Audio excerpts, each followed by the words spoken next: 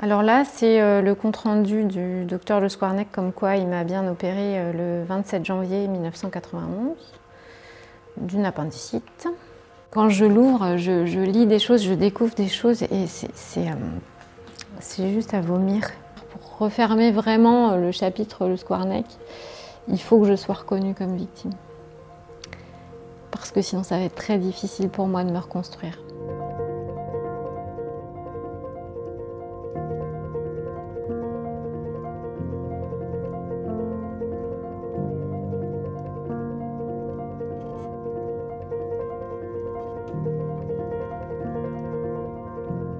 Alors ça se passe en 2019, à la fin de l'été, vers le mois de septembre.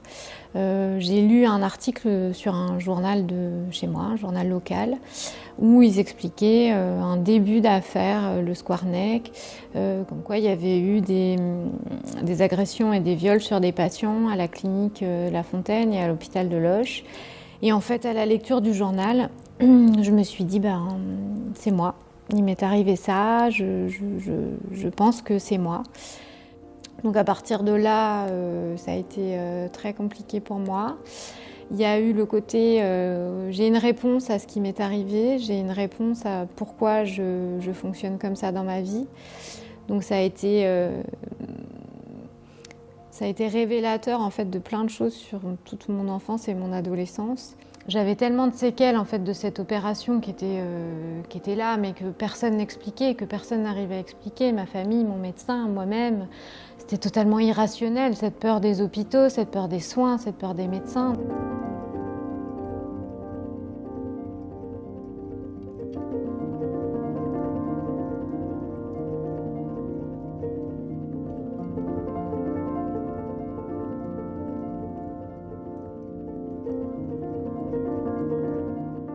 Là, j'ai repris la thérapie avant le procès.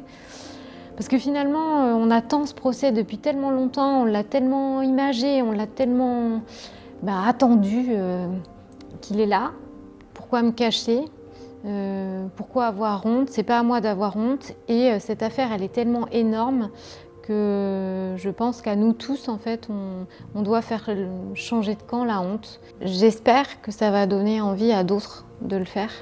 Parce qu'on voit quand même là que les victimes, elles ont tendance à se protéger, donc à se cacher.